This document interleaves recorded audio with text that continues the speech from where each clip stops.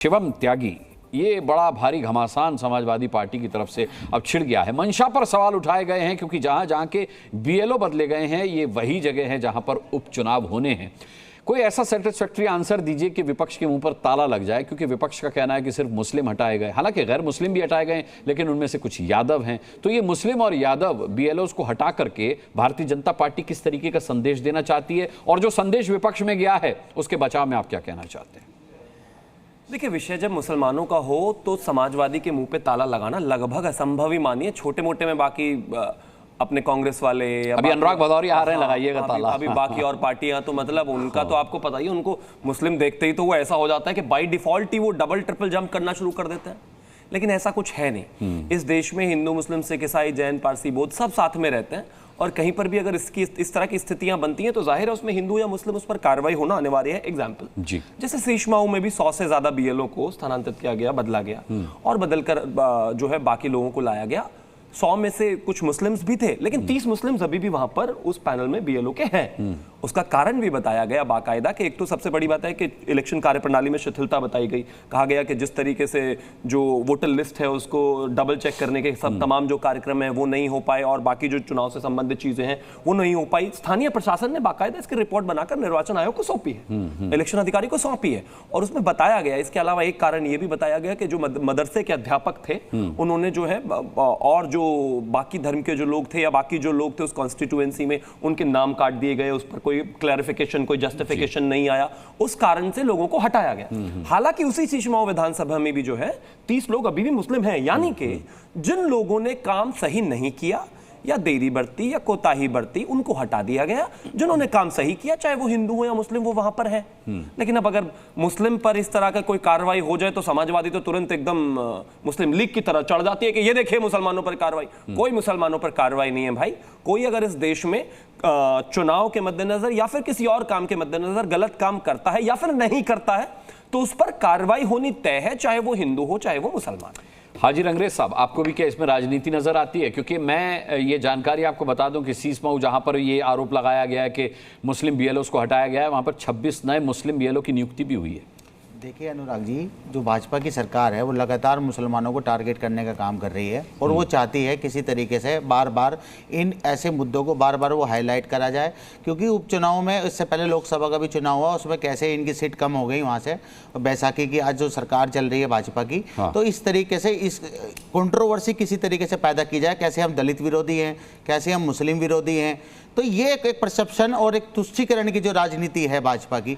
अगर आपके पास मुद्दे खत्म हो गए चुनाव लड़ने के लिए, आप उपचुनाव लड़ने जा रहे हैं, आपके पास मुद्दे खत्म हो गए, आप बताइए अपनी उपलब्धि, आपने इतने सारा काम किया, जो काम किया आप बताइए। कारण मगर आप नहीं बताते। कारण आप नहीं सर, उनके कारण बता देने से ये थोड़ी है सुप्रीम कोर्ट के जज हैं कि जो इन्होंने बता दिया वो सब सही है। सर ऐसे थोड़ी होता है सर। तो आप जो है चुनाव से तुरंत पहले, सर सुनिए, जवाब वही तो देगा ना जो हटाएगा। सर सुन तो लीजिए, चुनाव से पहले आप ही बोलिएगा, लेकिन मैं कह रहा हूं कि बीएलओ भी सुप्रीम कोर्ट ने नहीं हटाए, जो हटाएगा वही तो जवाब देगा ना, उसी का तो मैं कह रहा हूं सर, ये सरकार लगातार, आप देखिए बुलडोजर की कार्रवाई को, बुलडोजर को न्याय का प्रतीक बनाया गया।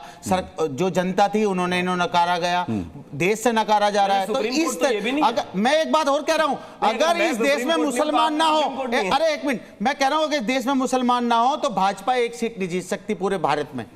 वो मुसलमानों को टारगेट करके जीतना चाहती है, मगर एक तबका है हमारा, जो हमारे भाई हैं, जो इस तरीके की बातों से बहुत खुश होते हैं, प्रसन्न होते हैं। बिल्कुल 80-20 शमशान कब्रिस्तान कपड़ों से पहचान, ये किसके लिए बातें हो रही हैं? ये सारी मुसलमानों के लिए हो रही है। ठीक है, मैं मान रहा हूं आपकी बात, लेकिन जब 20 को बिल्कुल दरकिनार कर ही दिया तो फिर उनके कंधे पर रख के बंदूक कैसे चलाई जा सकती है? उनका इस्तेमाल कैसे हो सकता है चुनाव में? जब आपके मुताबिक बीजेपी ने मान लिया कि 20% मुसलमान उसे नहीं चाहिए वोटिंग में, या उसको सरकार बनाने के लिए मुसलमानों की जरूरत नहीं है, फिर मुसलमानों को टारगेट करेंगे। अनुराग, आप मुसलमानों का नाम लेना बंद कर दीजिए, आप उनके जो पर्सनल लो हैं उसमें दखलंदाजी बंद कर दीजिए, आप उनका नाम भी लेना बंद कर दीजिए। क्योंकि आपकी पार्टी में, आप बताइए, मोदी जी का पहला ही मंत्रालय है देश की आजादी से लेकर अभी तक जिसमें एक भी मुस्लिम माइनॉरिटी में ना कहीं पर भी कोई मंत्री है, ना कोई भाजपा में जो है, पार्टी में तो है, पार्टी में तो है, पार्टी में देखिए और बड़े खुश हैं, क्या क्रेडिबिलिटी है उनकी, देख लीजिए आज कहाँ है वो, बिल्कुल मार्गदर्शन मंडल में बैठे हैं। तो इस तरीके की एक माहौल बनाते हैं कि हम मुसलमानों को तो जो है उसको विलन बना के दिखाती है सरकार, और एक तबका है जो इसको खुश होता है तुष्टीकरण का, वो भी चाहता है, वो चाहता है कि काम पे बात होनी चाहिए, मगर ये क्या करते हैं, बात को घुमा फिरा के सिर्फ वहीं मुसलमानों पे ले आते हैं। अरे भैया इससे आगे बढ़िए, इससे आगे बढ़िए। आप उपचुनाव लड़ने जा रहे हैं, आप मुसलमानों को, यादवों को हटाकर क्या आप इस देश की राजनीति कर सकते हैं? तो ये इस तरीके का जो माहौल बनाया जा रहा है, भाजपा शुरू से देखिए मंडल और कमंडल की राजनीति इस देश में हुई और 90 के दशक के बाद कमंडल की राजनीति भाजपा शुरू से करती आई है।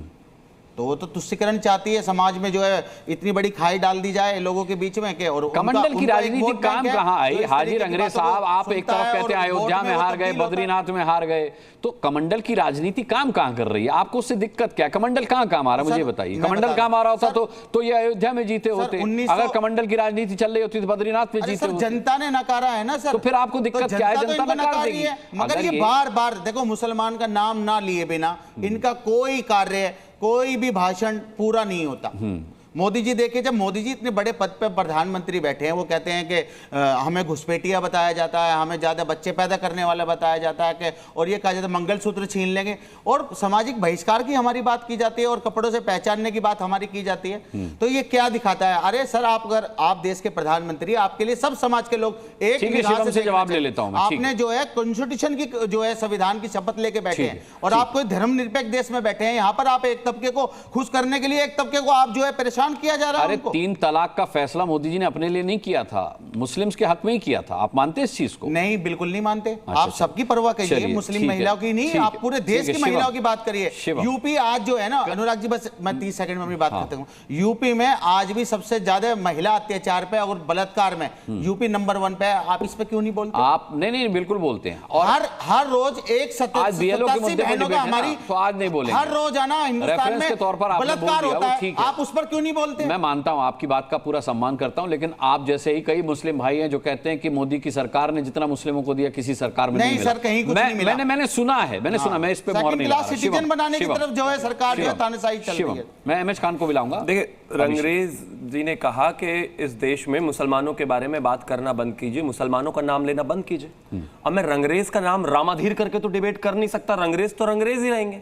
और जब आप इस देश का हिस्सा हो तो इस देश के डिस्कोर्स का भी हिस्सा हो, इस देश की पॉलिटिकल डिबेट्स का भी हिस्सा हो, इस देश में होने वाले अच्छे कामों का हिस्सा हो, तो माफ कीजिए, अगर बीएलओ कोई गलत काम कर रहा है और वो मुसलमान है तो उसका सस्पेंशन और उसका बदलाव होना भी जरूरी है। तो वो आप उसका हिस्सा हो। मैं आपके बीच में इसीलिए बोला, प्लीज मत बोलिए, प्लीज। जहां भाजपा की सरकार है, मैं ये पूछना चाहता हूं, 5 मिनट मैं आपको सुनता रहा, ठीक है? तो आप उसका हिस्सा है। अब अगर आप उसका हिस्सा है तो आपको तो रहना पड़ेगा। रही बात कि भाई हमारे पर्सनल लॉज में भी दखल मत दीजिए, हमारे 3 तलाक में भी दखल मत दीजिए, तो हिंदुस्तान में तो ऐसा नहीं चल सकता। ये एक लोकतांत्रिक देश है। लोकतांत्रिक देश में लोकतांत्रिक तरीके से फैसले होंगे।